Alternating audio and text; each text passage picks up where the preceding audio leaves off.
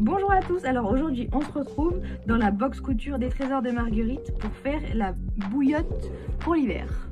Donc dans votre box, vous allez découvrir le petit sachet avec les graines de lin en partenariat avec une petite épicerie qui s'appelle Montvrac, qui est de notre petite ville à Voiron.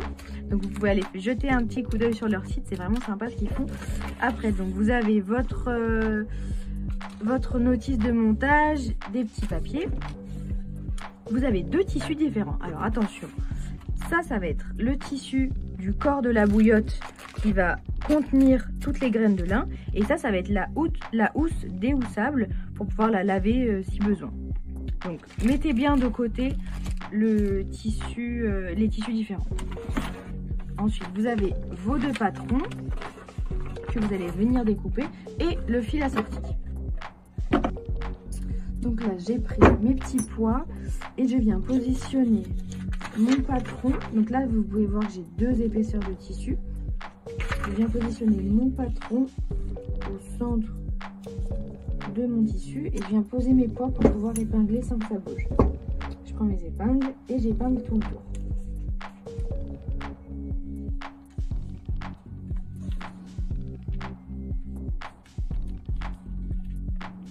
Je fais attention que mes épingles ne dépassent pas du patron, sinon ça va me gêner quand je vais couper.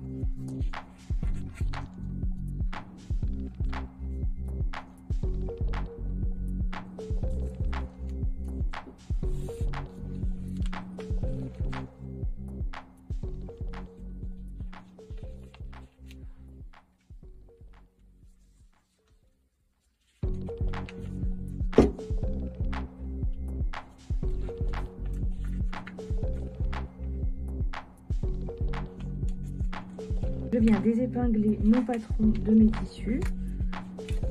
Hop.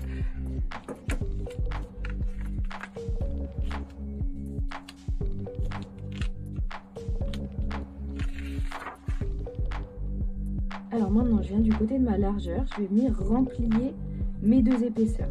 Donc là, je remplis, je prépare à la main et après je vais aller au fer. Pareil de ce côté, je remplis vers l'extérieur. Hop. Je vais aller au fer pour fixer tout ça. Hop là, donc j'ai mes deux tissus qui sont remplis vers l'intérieur. Et je viens repasser. Comme ça, ça va les fixer. Et maintenant, je vais venir coudre tout le tour ici à 1 cm du bord. Donc là, j'épingle tout le tour là où on va aller piquer. Hop.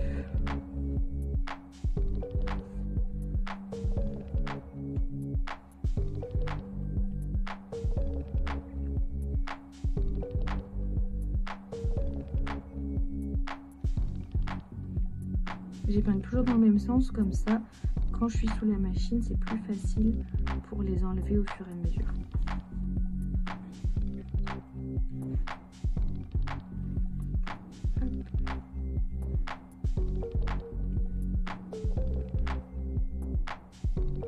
Et voilà, donc je viens piquer tout le tour comme ça. Donc pour enfiler la machine et faire la canette, il y a une vidéo sur notre chaîne YouTube.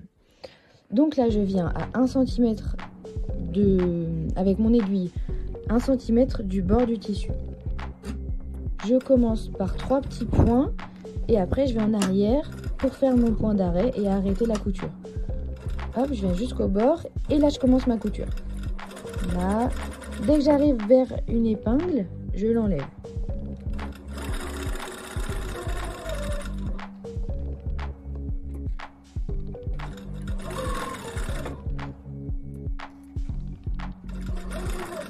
Faites attention de bien vous arrêter avant l'épingle. Donc là, j'arrive dans mon angle et je laisse planter mon aiguille. Je lève mon pied de biche. Vous, c'est sur le côté normalement. Hop. Là, je tourne et je continue à piquer. Je repose mon pied de biche et je repose.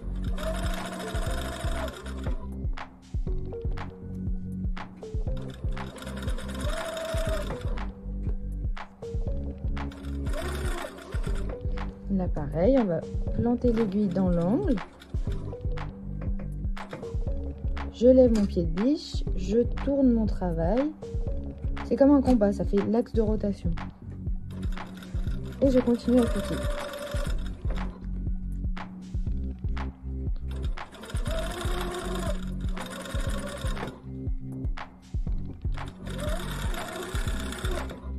Et là, j'arrive vers la fin. Je vais faire un point d'arrêt. Je vais jusqu'au bout et après, je pars en arrière pour faire mon point d'arrêt.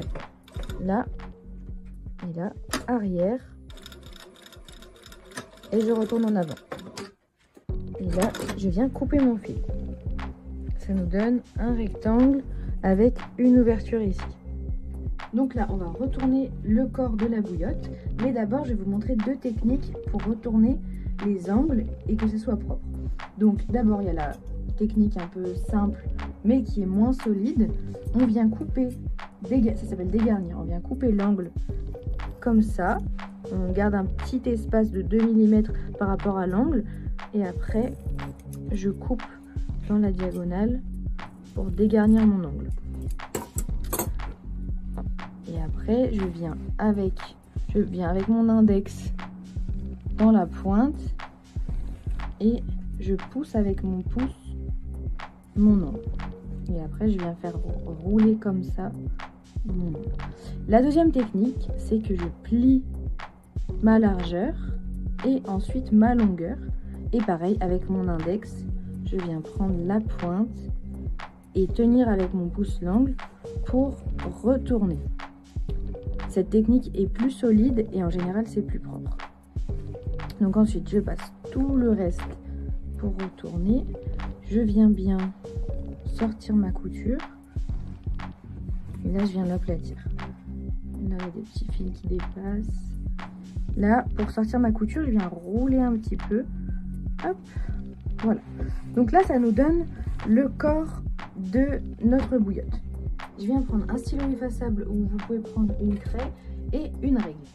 Là, je vais venir mesurer et tracer des traits dans ma largeur pour faire mes compartiments pour mes graines de lin. Parce que si on ne fait pas de compartiments, elles se baladent un peu partout et du coup, elles sont moins bien réparties. Donc là, je viens tracer à 10 cm de ma largeur un petit repère. Hop. Et j'en fais un deuxième à 10 cm. Ensuite, je viens les relier.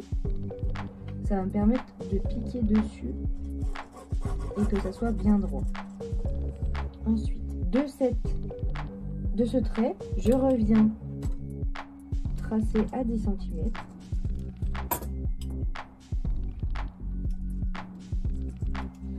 Hop. Et là, je viens tracer mon trait.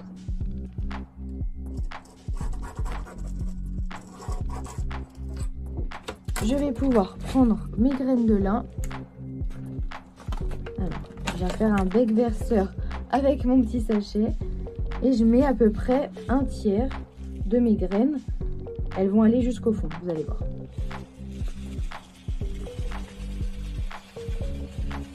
J'essaie de ne pas en mettre de partout.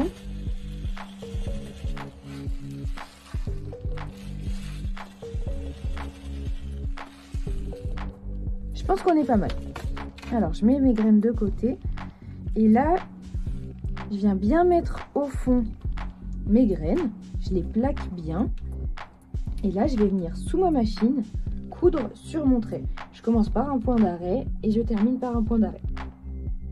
Donc là, je remets mon sac verticalement pour bien faire tomber les graines au fond. Et là, je viens le coucher tout doucement en les gardant bien au fond de mon sac.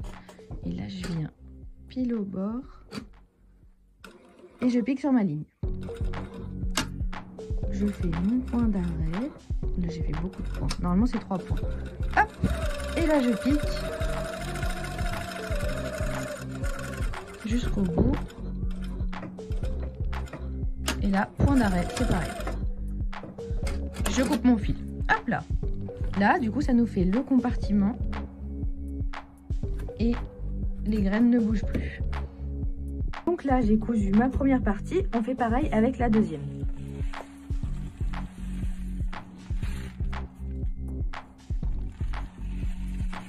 Donc là on a cousu nos 2 parties, on va mettre le reste de nos graines dans la 3e partie. Attention, c'est la partie la plus délicate. Faut pas que ça tombe. Je mets le maximum de graines. Hop là. Hop. Et donc là je vais venir à la machine. Donc là je fais bien attention que ça sorte pas, c'est le plus dangereux. Et je vais venir épingler d'ailleurs. Pour tenir mon travail fermé, je viens épingler comme ça. Je tiens toujours la tête en bas. Hop. Et là je vais venir à la machine piquer ici. Là jusqu'au dernier moment je le tiens bien vertical pour pas que ça tombe. Et là je le mets sous la machine. Je pique à 0,5 du bord. Je fais mon point d'arrêt. Les points avant, les points arrière. J'enlève bien mon épingle.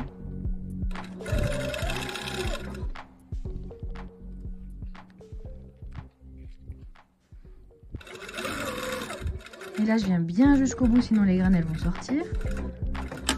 Et là, je fais mon point d'arrêt. Donc là, c'est terminé. On a notre corps de bouillotte. Maintenant, on va passer à la housse.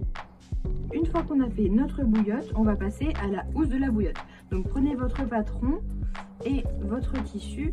Vous pouvez aller le repasser pour qu'il soit bien plat. Mon tissu est bien à plat. Je vais pouvoir venir placer mon patron.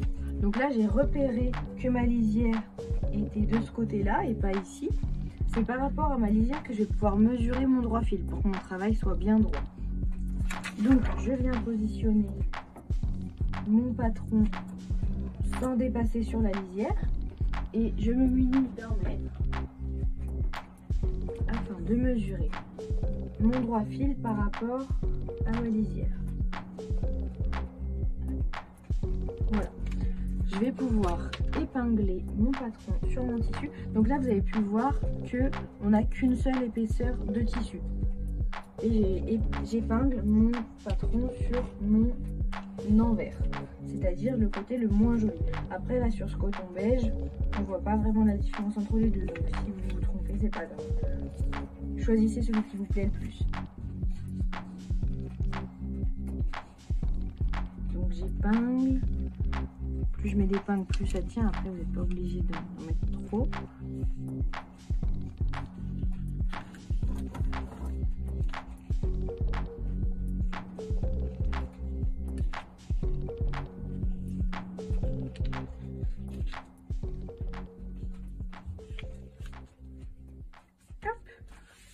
J'estime que j'ai assez d'épingles et je vais pouvoir couper. Donc là, je viens couper au bord de mon patron. Je garde bien ma marge de couture qui est de 1 cm ici.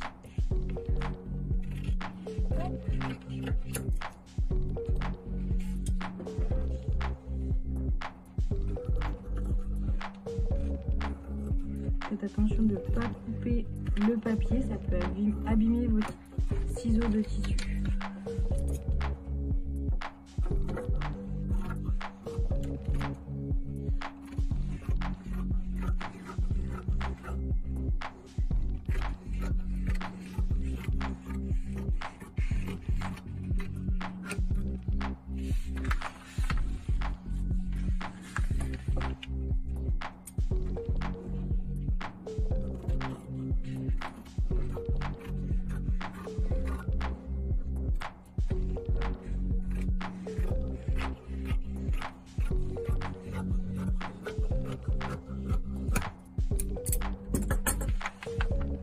Alors, une fois que j'ai coupé mon tissu autour de mon patron, je viens désépingler.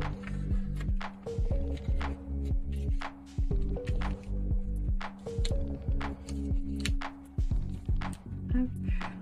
Je mets mon patron de côté si jamais je vais en refaire une. Et là, ce que je vais venir faire, c'est un ourlet de chaque côté de mes largeurs. Donc, je remplis vers moi et je remplis une deuxième fois. Ça nous fait un ourlet. J'essaye de garder une valeur de 1 cm d'ourlet. Je vais vous montrer de l'autre côté comment on peut faire pour s'aider. Hop, je viens l'épingler.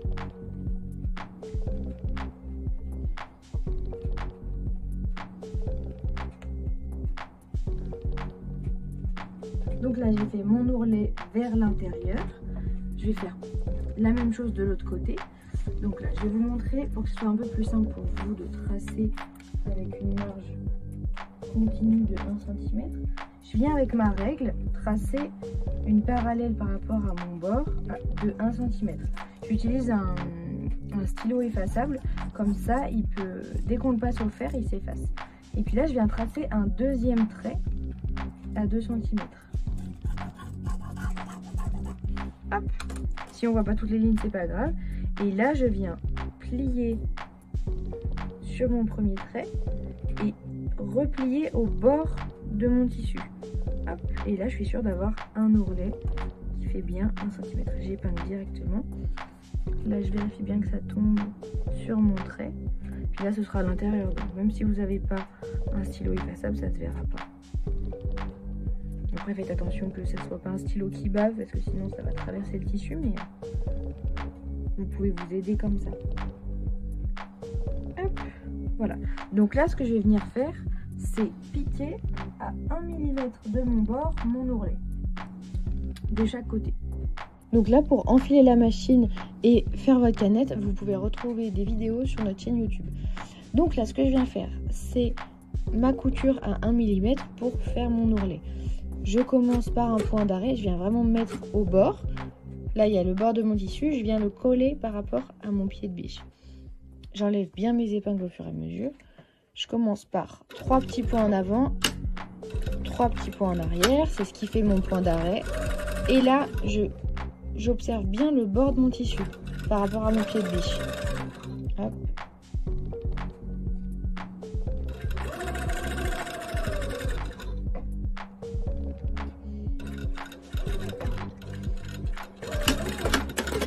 Hop. Et là, on a une couture à 1 mm du bord. Je fais pareil de l'autre côté. Donc là, c'est une option que je vous propose pour que votre travail soit plus propre à l'intérieur et que le tissu ne s'effiloche pas. Vous pouvez aller surfiler le bord de votre tissu. Donc avec votre machine, vous faites un point zigzag tout le long des deux longueurs. Ou alors si vous avez une surjeteuse, autre option, vous pouvez faire toute la longueur à la surjeteuse. Moi, c'est ce que je vais faire. Donc là, j'ai piqué mes ourlets, j'ai fait ma petite option pour ceux qui veulent la propreté à l'intérieur. Je retourne mon travail. Donc là, mon ourlet est dessous. Entre temps, j'ai pris ma petite bouillotte. Et là, on va venir faire un pliage. Donc, j'aligne ma bouillotte par rapport à mon premier côté. Et je vais venir plier pile à cet endroit-là. Donc, si vous voulez, vous pouvez tracer pour être bien droit. Ou alors, bien aligner mes deux largeurs. Ça marche aussi. Là, je laisse un tout petit peu plus. Hop. Sinon, vous pouvez mesurer la taille exacte de votre bouillotte pour venir la reporter. Mais c'est plus simple de faire comme ça. Ensuite, je retourne mon travail et je viens plier le petit pendant à l'endroit où tombe mon petit côté. Hop. Pareil, là, je l'aligne bien par rapport à mes bords et vous voyez, tout est parallèle, donc ça tombe bien. Et là, je le sens bien au bout avec mes doigts. Hop, il est là. Je viens marquer mon pli. On peut aller au fer si vous voulez. Et là, je viens épingler donc mes 3 épaisseurs. Là, on va venir piquer à 1 cm des deux côtés. Donc, j'épingle mes deux côtés.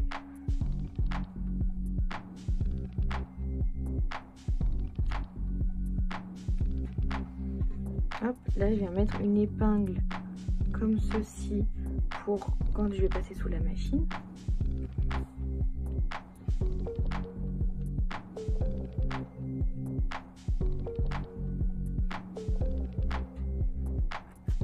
Là, je le tire un tout petit peu pour avoir une petite bosse comme ça. Je décale d'1 millimètre. Ça, c'est une petite astuce, vous n'êtes pas obligé. Hop, et là, je vais venir piquer mes deux côtés à la machine. Je commence sur un des deux côtés, peu importe. Je me positionne bien à 1 cm de mon bord par rapport à mon aiguille. Et là, je vais venir piquer jusqu'au bout. Ça va me créer mon angle.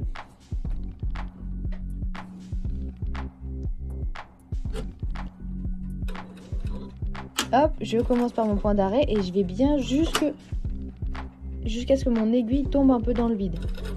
Sans trop déborder, mais juste pour aller au bout. Donc là, je pique à 1 cm tout le long.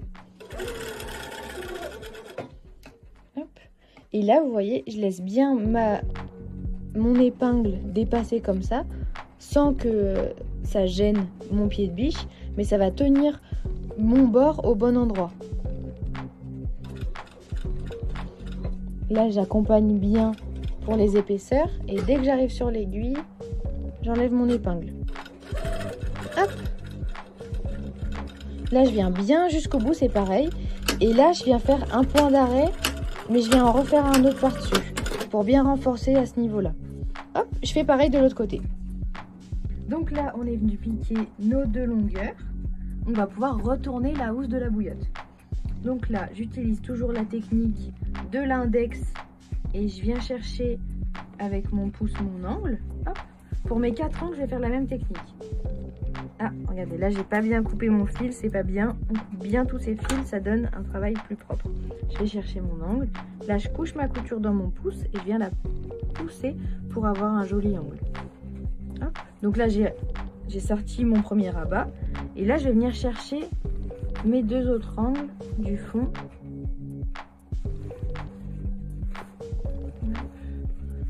Là. Pareil. Ah, j'ai pas bien coupé mes fils. Ça pardonne pas pour un joli travail. S'il y a des fils qui dépassent. Hop. Et mon 4e angle. Donc là, je retourne tout bien. Hop. Je vais bien ouvrir mes coutures au fer. Hop, je reviens. Donc là, je viens bien faire rouler ma couture pour qu'elle arrive au bout et qu'il n'y ait pas de pli. Hop, j'écrase bien mes angles et là, je viens avec mon fer repasser.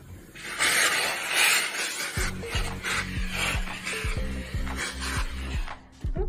Donc là, ça nous donne notre jolie housse. On va pouvoir mettre notre bouillotte dedans. Donc là, je viens mettre ma bouillotte dedans. Et là, je viens la caler derrière le rabat. Parce que je pense qu'on voit mieux comme ça. Hop. Et voilà, donc là, on a la bouillotte avec le rabat. Donc voilà, si vous avez besoin de nettoyer la housse, vous pouvez l'enlever. Mais sinon, elle passe au micro-ondes toutes les 2. Donc voilà, merci d'avoir suivi notre tuto pour réaliser une bouillotte grâce au trésor de Marguerite, la box couture. N'hésitez pas à vous offrir ce cadeau à Noël pour l'hiver ou à l'offrir à un proche, ça fera toujours plaisir d'avoir une jolie bouillotte bien chaude.